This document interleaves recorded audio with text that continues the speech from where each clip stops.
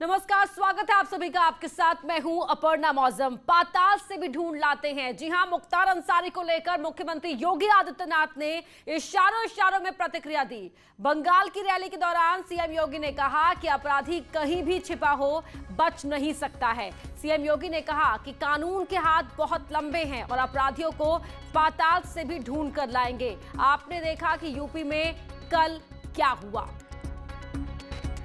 को निकाल करके कानून के शिकंजे में कसा जाएगा, जैसे आपने कल उत्तर प्रदेश के अंदर देखा होगा। ये अपराधी कहीं भी छिप जाए, ये तो तय है कि अपराधी को कांग्रेस, कम्युनिस्ट और टीएमसी जैसे दल संरक्षण जरूर देंगे, लेकिन आप चिंता मत करिए, इनसे लंबे हाथ कानून के होते हैं और कानून के लंबे हाथ इन्हें पाताल से भी निकाल करके जेल के शिकंजों के अंदर भेजने का कार्य जरूर करेंगे।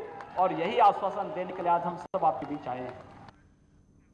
और अब बात करते हैं कोरोना की। डराने वाली रफ्तार से बेकाबू हो रहा है कोरोना। एक दिन में अब तक के सबसे ज्यादा 1,15,000 नए मरीज मिले हैं, जबकि पूरे देश में 630 लोगों की मौत हो गई है।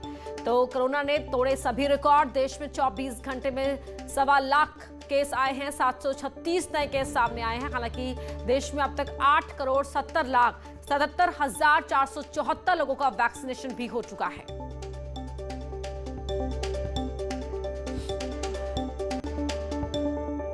लखनऊ से बड़ी खबर आपको बता रहे हैं। लखनऊ में डबल डोज लेने के बाद एक डॉक्टर कोविड-19 पॉजिटिव मिले हैं। लखनऊ के सबसे बड़े अस्पताल केजीएमयू के डॉक्टर भी कोरोना संक्रमण की चपेट में आ गए हैं। केजीएमयू के 40 डॉक्टर एक साथ कोरोना पॉजिटिव मिले हैं, जिससे अस्पताल में हड़कंप मचा हुआ है। सबसे ज्यादा हैरानी की बात यह है कि सभी डॉक्टरों ने कोरोना वैक्सीन की दोनों डोज ली है, इसके बावजूद भी वो कोरोना की चपेट में आ गए।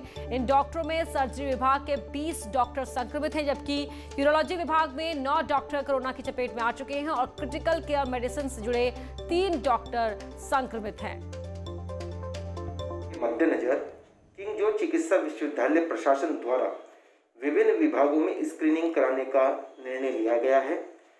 कुछ विभाग स्क्रीन करा लिए गए हैं और अभी तक वर्तमान में जो हमारी स्थिति है, लगभग 30 से 40 जो चिकित्सक हैं रेजिडेंट्स, उनमें कोरोना संक्रमण की पुष्टि हुई है और हमारी ये स्क्रीनिंग अभी जारी रहेगी। और इसीलिए कोरोना का टीका लगाने वालों को लेकर स्वास्थ्य मंत्रालय ने बड़े बदलाव किए हैं। कोरोना टीका पर बड़ी खबर आपको बता रहे हैं। वैक्सीन लेने के बाद कोरोना होने पर एक खबर, टीके के बाद पॉजिटिव लोगों का पता लगाएगा मंत्रालय। सैंपल टेस्ट के दौरान फॉर्म में एक नया कॉलम जोड़ा गया है। नए कॉलम में कोरोना पॉजिटिव होने की जानकारी देनी होगी। फॉर्म में कोरोना टीका लेने की तारीख भी बतानी होगी। एक डोज से दूसरे डोज के बीच गैप का भी जिक्र करना होगा। तो कोरोना के बढ़ते मामलों को देखते हुए दिल्ली हाईकोर्ट ने बड़ी टिप्पणी की है। दिल्ली हाईकोर्ट ने कहा है कि कार में अकेले हैं तो भी मास्क पहनना जरूरी होगा। कोरोना से लड़ाई में मास्क को कवच बताया हाईकोर्ट ने। सुनवाई के दौरान हाईकोर्ट ने यह भी कहा कि अगर घर में बुजुर्ग हैं तो घर में भी मास्क पहनना चाहिए। दिल्ली हाईकोर्ट ने कहा कोरोना वायरस को बढ़ने से रोकने के लिए एक मास्क सुरक्षा कवच की तरह है। ये पहनने वाले व्यक्ति की सुरक्षा करता है, साथ ही सामने आने वाले व्यक्ति की भी सुरक्षा करता है। मास्क पहनना एक उपाय है जिसने लाखों लोगों की जान बचाई है, दिल्ली हाईकोर्ट ने टिप्पणी की है।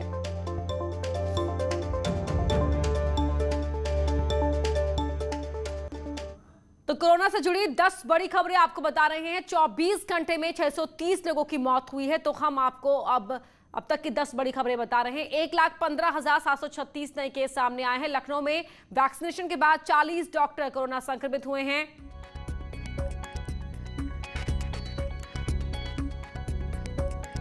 तो लखनऊ में वैक्सीन के बाद 40 डॉक्टर कोरोना संक्रमित हुए हैं। वैक्सीन के बावजूद संक्रमितों का पता लगाएगा मंत्रालय। सैंपल टेस्टिंग फॉर्म में नया कॉलम जोड़ा गया है। इस फॉर्म में ही दोनों डोज के बीच के समय की गैप की भी जानकारी देनी होगी। कार में अकेले होने पर भी मास्क लगाए, दिल्ली हाईकोर्ट ने कहा है। घर में अगर बुजुर्ग हो तो घर में भी मास्क पहने। इसके अलावा अब तक 8 करोड़ से ज्यादा लोगों का वैक्सीनेशन हो चुका है। 1,28,01,785 मामले देश में कोरोना के अब तक सामने आ चुके हैं। वहीं एम्स ने एक बार फिर ओपीडी को बंद कर दिया है। अब ऑनलाइन रजिस्ट्रेशन के जरिए ही एम्स में मरीजों को देखा जाएगा। यही नहीं, एम्स में डॉक्टर को दिखाने के लिए ऑनलाइन रजिस्ट्रेशन की भी सीमा तय की जाएगी। हर विभाग में रोजाना ज्यादा से ज्यादा 50 रजिस्ट्रेशन किए जाएंगे। देश भर में कोरोना का दूसरा वेव शुरू हो गया है और लगातार मरीजों की संख्या बढ़ती जा रही है। पिछले 24 घंटे की अगर बात की जाए तो 1 लाख से ज़्यादा मरीज जो हैं वो पाए गए हैं। दिल्ली में भी लगातार मरीजों की संख्या बढ़ रही है और उसको देखते हुए एहतियातन तौर पर दिल्ली एम्स में ओपीडी बंद कर दिया गया है अनिश्चित काल तक। बताया ये जा रहा है कि इस बंद में जो तमाम जो गाइडलाइन है उसको फॉलो किया जाएगा।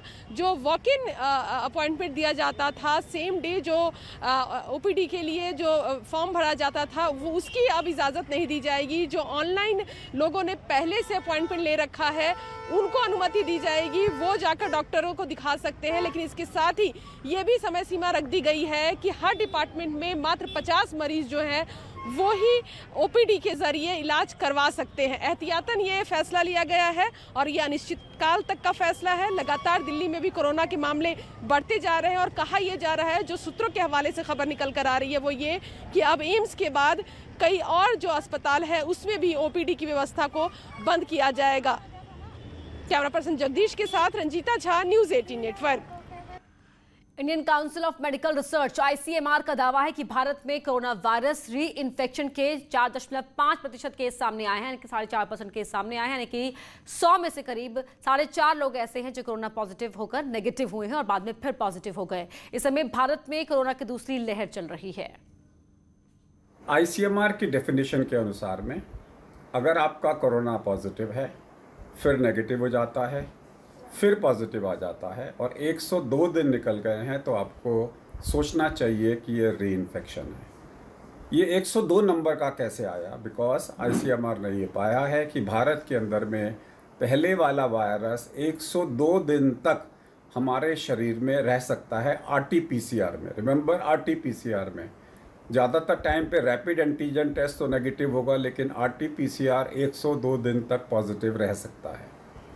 102 दिन से पहले अगर री इन्फेक्शन है तो जीनोमिक स्टडी ही उसको बताएगी, लेकिन 102 दिन के बाद में अगर आपको इन्फेक्शन होता है और पहले वायरस नेगेटिव हो चुका है तो क्लिनिकली आप इसको री इन्फेक्शन मान सकते हो।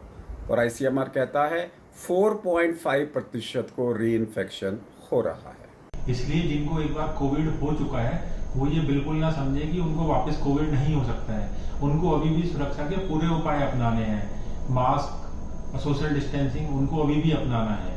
किसी भी अन्य वायरस की तरह कोविड में भी री इन्फेक्शन के पूरे चांसेस हैं और री इन्फेक्शन केवल 2 बार नहीं, उससे अधिक बार भी हो सकता है। जितनी बार भी वायरस म्यूटेट होगा उतने बार री इन्फेक्शन के चांसेस हैं और री इन्फेक्शन को केवल वायरस के जीनोम स्टडी के ऊपर ही कंफर्म किया जा सकता है।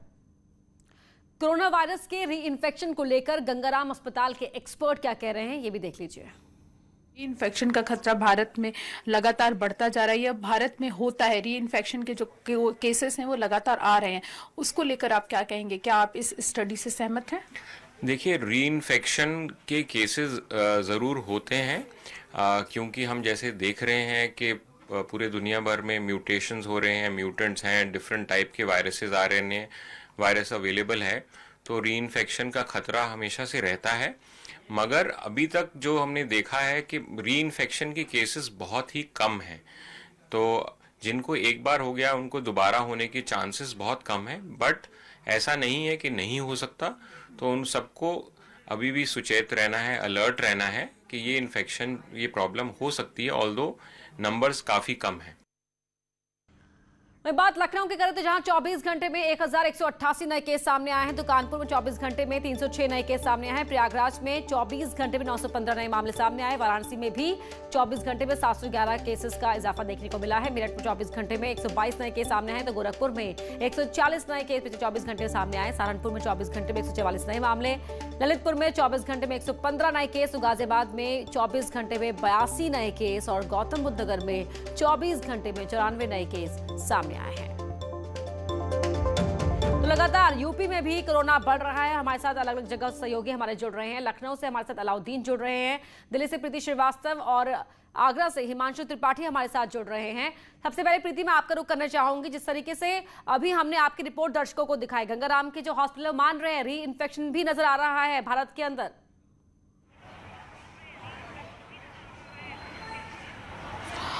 बिल्कुल अपर्णा, मैं आपको बता दूं कि भारत के अंदर री इन्फेक्शन के जो केसेस हैं वो दोबारा से हों, यानी कि सबसे पहले तो दर्शकों को ये समझना पड़ेगा कि ये होता क्या है।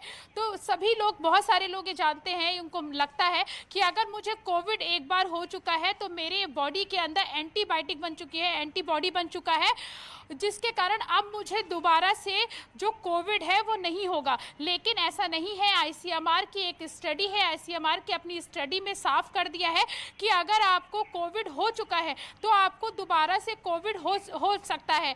आपकी बॉडी में 102 दिनों तक जो कोविड के जो इन्फेक्शन है जो वो आपकी बॉडी के अंदर रहते हैं, और अगर आपको 102 दिन के अंदर दोबारा से इन्फेक्शन होता है तो इसका मतलब है कि आपको री इन्फेक्शन हुआ है। इसका मतलब कि भारत में कोविड के जो केस हैं, जो री इन्फेक्शन के जो केसेस हैं वो लगातार आ रहे हैं। हालांकि आईसीएमआर ने कहा है कि इसका जो प्रतिशत है वो काफ़ी कम है, वो 4.5% का उन्होंने बताया है, यानी कि 100 में से 4.5 लोग ऐसे हैं जिनको इस तरीके के केसेस भारत में देखने को मिले हैं।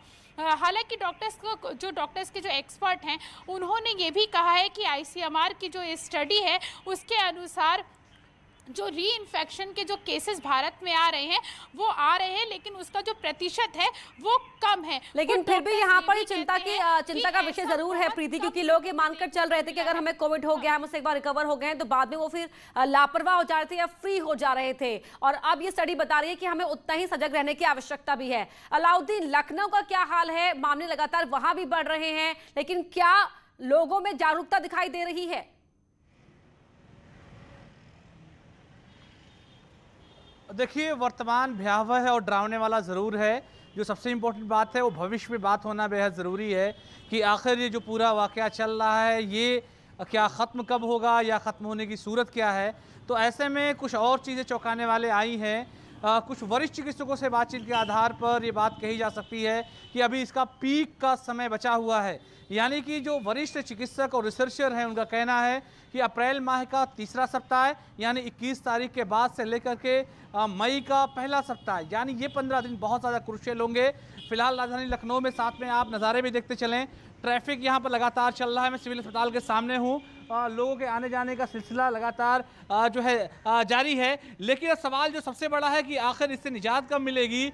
तो ऐसे में चिकित्सकों और रिसर्च के लोगों का मानना है, हालांकि अभी ये कहने वाली बात होगी कि जो अप्रैल के माह का आखिरी सप्ताह है और मई का पहला जो सप्ताह है वो बहुत ज़्यादा ज़रूरी होगा, और ख़ास तौर से इन दिनों में अपने पीक पर जाएगा पूरा का पूरा केस। तो ऐसे में जो लोग लापरवाही के साथ सड़कों पर निकल रहे हैं, मास्क का इस्तेमाल नहीं कर रहे हैं, बिल्कुल पुराने दिन लौट रहे हैं। और ये कहीं ना कहीं 2021 में हम जरूर हैं, लेकिन 2020 की तरह ये वक्त भी नजर आ रहा है कि हमें उतना ही अलर्ट रहने की भी आवश्यकता है। अलाउद्दीन, हिमांशु का रुख कर लेते हैं आगरा से। हिमांशु, वहां कितना संभलता हुआ मामला दिखाई दे रहा है? लोग अलर्ट हुए हैं या नहीं हुए हैं?